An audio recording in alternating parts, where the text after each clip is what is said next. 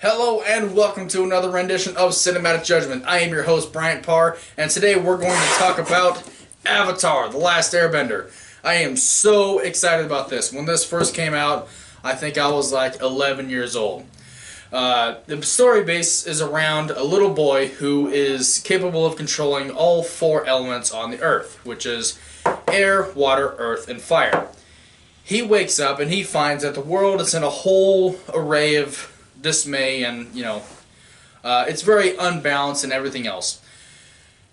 Well, the whole world is at war because of the Fire Nation. If you've ever watched the show, you know that the Fire Nation attacked all these three other nations, and now they're nearing the victory of the war of the Fire Nation taking over the whole world, and their plan is to basically burn the whole earth so that way it can grow up again and they can start their own nation as one nation, rather than having four nations as it should be. Now, they already destroyed the Air Nation, which is where this kid comes in. This is Avatar Aang.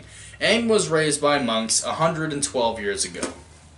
Now, he remained frozen in a block of ice for 100 years. He got lost at sea. Him and his flying bison were swept under the ocean, and Aang fell into the Avatar state and bended a huge air bubble around them, and that's where he became frozen in an iceberg for 100 years. No one knows why. We don't question it because it's just an awesome show.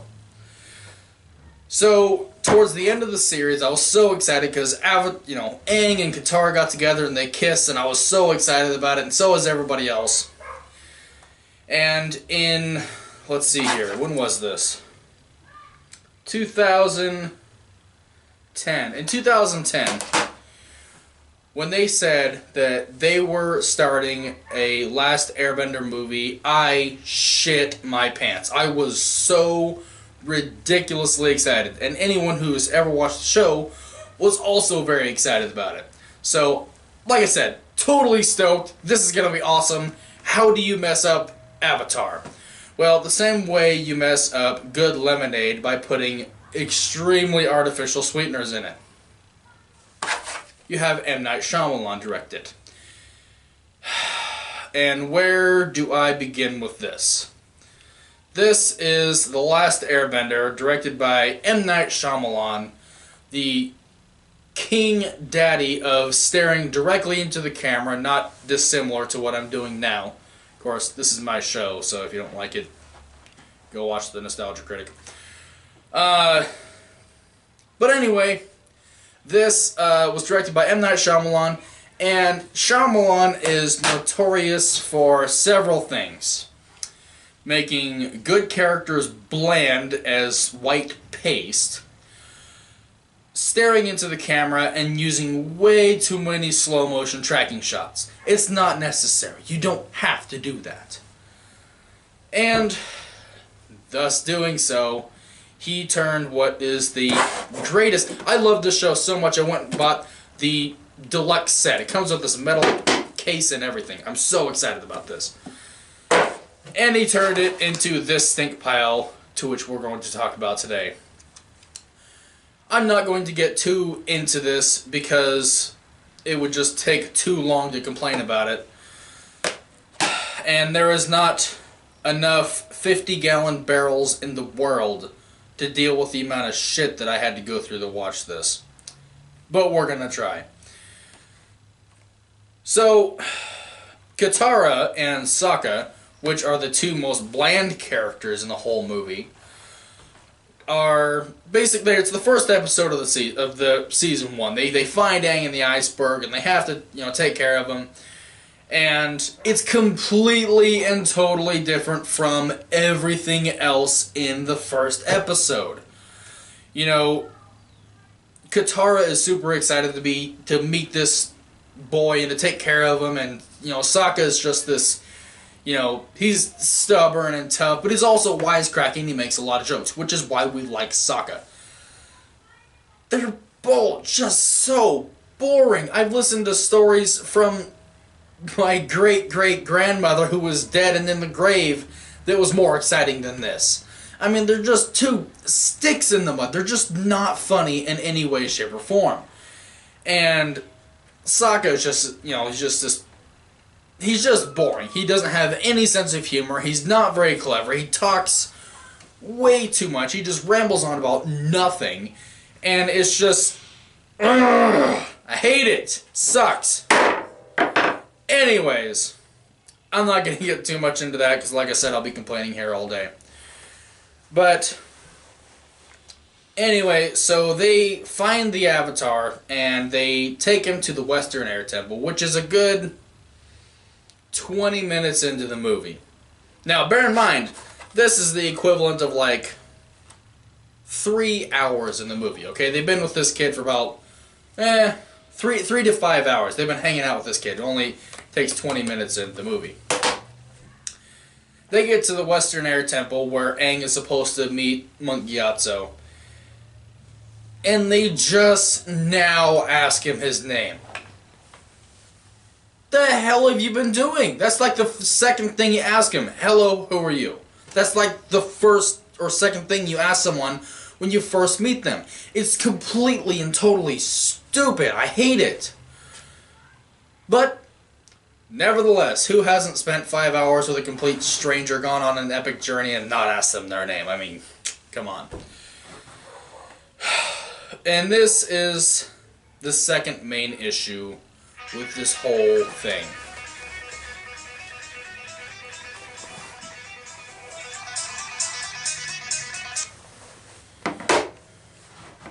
That was M. Night Shyamalan. I didn't want to talk to him. This is the second issue with this whole movie, which really kills it. If all the other sins were redeemed, this one would kill it. Aang is no longer Aang. His name is Ong, which is ridiculous. Sokka is no longer Sokka. It's Sokka. General Iroh is no longer General Iroh. It's Iroh. And a whole bunch of these other characters were just poorly made. They couldn't even pronounce the goddamn names right. How do you do that? There's 3 freaking seasons of this. 3 seasons. I don't even know how long the running time is. I think it's like somewhere around like 30 hours. 30 hours of film. I don't know. I could be wrong, so if I'm wrong, I apologize. There's a lot of commentary here. Look at the size of this case. Okay? I could build a house on this. And they get the names wrong. I swear to God, I could freak out right now. But anyways, they have this kid who is worse than Hayden Christensen in the second 2 prequels to the Star Wars trilogy. And he's just bland. He doesn't know how to act. They're not very good at it. And there's too many wide-angle shots. You know the M. Night Shyamalan movies with The Happening and a couple of the other ones where they got these really wide-angle shots where the camera is like right in their face. Yeah, there's a whole bunch of that in this. All over the place in this movie. And it's just completely and totally ridiculous. You don't need to have that many close-ups on someone. We know what they're supposed to look like. It's on the box. And everything else, another thing that really kills this movie is the bending takes forever. I mean, there's just very little bending in this thing. There's very little of anything. Katara was this badass chick in the show, and she would whip anybody's ass who got between her or Aang or Sokka. She would just totally wipe them out. Here, she's just like, kind of pushes them out the way. Sokka is not tough. He's not wisecracking. And Aang doesn't know how to use airbending. For those of you that don't know, the tattoos of the arrow on Aang's head means that he has completely and totally mastered the art of airbending. The skill of airbending. Means he is a master. Okay? Means he has gotten that gold star. He is the best of anyone around. He is the best. Well, then why does it take him 30 friggin' seconds to have one little puff of air you know, have him use one little puff of air. It takes forever. There's too many slow motion shots. The acting is terrible. It's not fun. It's not amusing. It just takes forever. And I could get longer into this, but I'm going to finish here. I am so irritated with this, and I'm so tired of M. Night Shyamalan. And now he has just completely destroyed a fantastic, absolutely great show. When Brian Konietzko and Michael DiMartino found out that Michael Dante DiMartino found out what they had done to Avatar, I don't even think that they saw the whole movie. I think they actually walked out of the theater. It just completely and totally sucked. They were pissed because Nickelodeon wouldn't allow them to have access to it. I think that's the way it is. But today, I don't normally do this. Come with me. Come with me. I don't normally do this. But I need you guys to see what it is. Flip the viewfinder around. I need you guys to see what it is that M. Night Shyamalan did to our childhood, to our heartfelt show. Come with me, I'll show you this.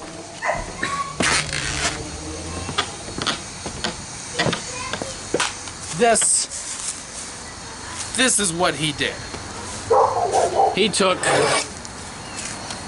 bland characters. This may look like a double-bitted axe, but it's actually bland characters.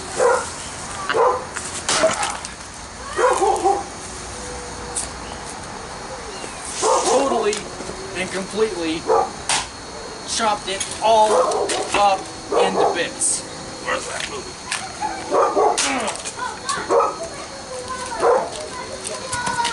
And then he took a great big old hammer and smashed the shit out of it.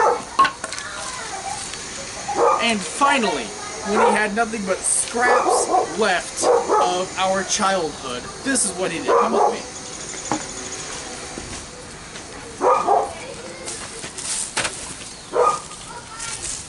He pasted them on a DVD box set, and he even had the balls to make a Blu-ray out of it. And this, my friends, is the killing shot. Can you see it?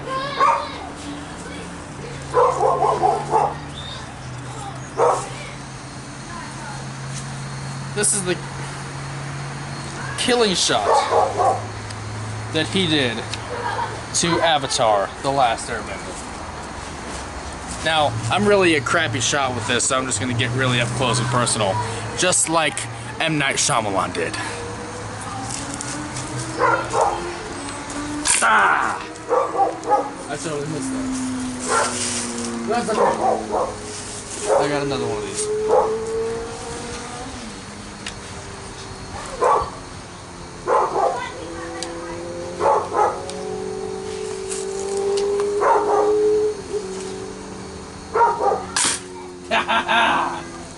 Right through the center.